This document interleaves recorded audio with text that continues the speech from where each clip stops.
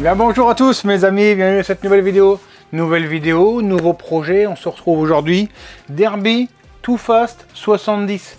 Alors, j'avais pas prévu de te faire une vidéo dessus parce que je voulais avancer. Simplement, je me rends compte que ça va avancer moins vite que prévu parce que il va me manquer des petites pièces. Eh oui. Alors on va regarder un peu la config, on va regarder ce qui manque, on va regarder ce qu'il faut. Hein, c'est sûr que il en manque toujours. Hein. Le plus simple, si tu veux vraiment qu'il ne manque rien, tu envoies un moteur complet fermé et une config à monter dessus. Là, tu es sûr qu'il manque rien. Là, on se retrouve, on a pas mal de petits soucis. J'ai pas mal de choses à voir en fait avec le propriétaire du moteur. On va regarder tout de suite ensemble. Alors attention, hein, on n'est pas là pour se moquer, pour critiquer ou quoi que ce soit. On fait juste le bilan de ce qui nous manque en fait sur le machin pour pouvoir le monter. Moi, cet après-midi, je vais quand même essayer d'usiner pour la boîte à clapper, etc. Donc, je sais pas vers où on se dirige dans le vlog, mais on fait un petit vlog. Allez, c'est parti.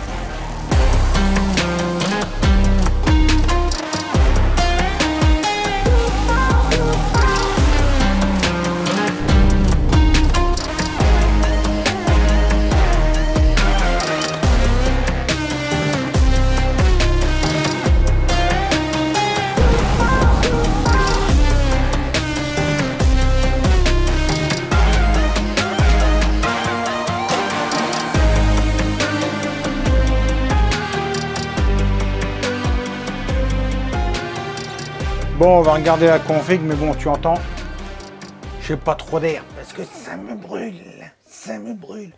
Mais ils ont tous le Covid, ils essayent de me filer leur chiasse. Mais ils mourront pas comme ça. Je vais prendre un petit dolly pâté, tu vas voir ça. Ça va aller tout neuf. Allez, viens. Tu veux commencer par quoi? Par qu'est-ce qu'il y a de bien ou par qu'est-ce qu'il y a de mal? Par qu'est-ce qu'il y a de mal? Non. On va commencer par qu'est-ce qu'il y a de bien. Alors, qu'est-ce qu'il y a de bien? Le haut moteur, donc tu l'as vu, hein, tourné, là, bon, il est neuf, donc ça va bien. L'allumage, c'est un neuf, donc ça va bien. Ici, on a une V-Force Tassinari, là, toute neuve, ça va bien. On a une petite cale de clapet qui est pas forcément indispensable sur ce type de moteur. On a un embrayage ici MOS tout neuf avec les ressorts. On a tout ce qui est... Mais bon, on a tout ce qui est roulement de Villebroquin neuf. On a ici l'admission. Most, ça, je suis pas super fan, ça peut générer de l'émulsion. Ici, on a un Villebroquin mal aussi.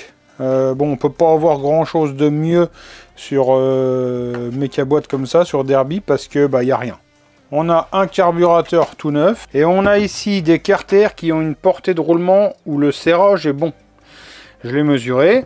Alors, de toute façon, je l'avais vu tout de suite, parce que si tu veux, quand c'est mort, à l'intérieur, c'est brillant. Là, c'est tout mat. Donc en général, c'est que c'est nickel.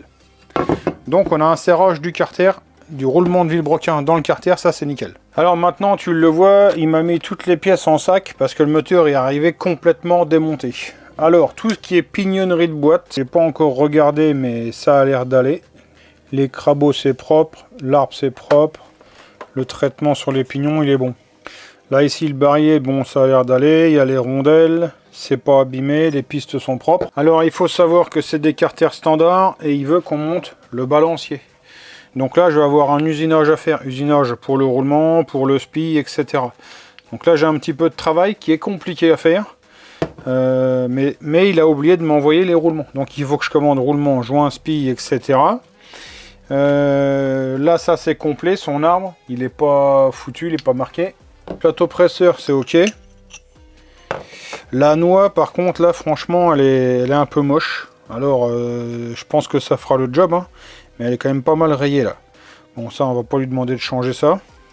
Donc là, on arrive dans le moyen. Peut-être qu'il était un peu paumé, je sais pas, mais il m'avait envoyé tout un sachet avec des rondelles, des machins, des trucs. Et en fait, donc, j'étais parti à me dire qu'on avait une transmission sur roulement. Et c'est pas le cas. Donc, j'avais qu'un roulement dans le colis avec une bague. Hein, donc ça normalement ça se monte et tu mets la cloche dessus.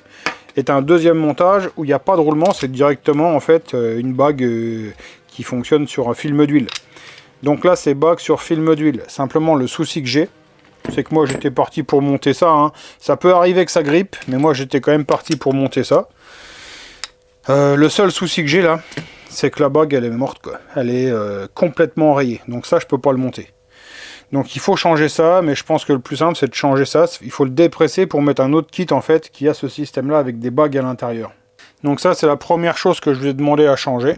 Et les fourchettes, là, il faut le savoir, elles sont en fin de vie. Alors, je pense qu'elles vont faire le job. Peut-être qu'ils roulaient avec le pied sur le sélecteur, tu sais, donc ça décale la fourchette en permanence et ça la fait frotter.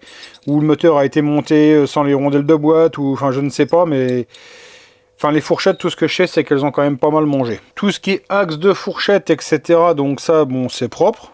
Là, j'ai cette petite platine qui tient normalement le roulement à l'intérieur du carter. Alors, je sais pas, j'en ai deux, je sais pas pourquoi. Et autre chose un peu bizarre, c'est qu'ici à l'intérieur, le doigt de verrouillage du barillet, la roulette est complètement éclatée, donc ils m'en ont renvoyé une autre.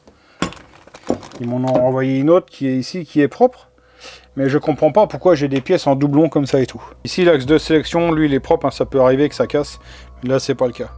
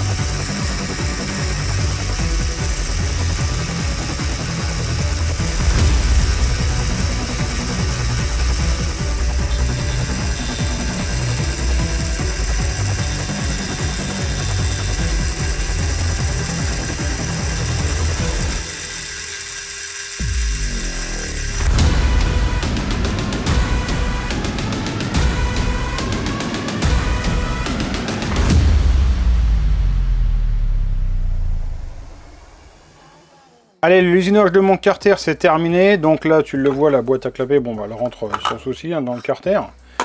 Les deux angles avec la cale que j'ai fabriquée, tu vois, je viens caler mon carter ici, le plan de joint, tac tac, et du coup mes angles ils sont vraiment parfaits.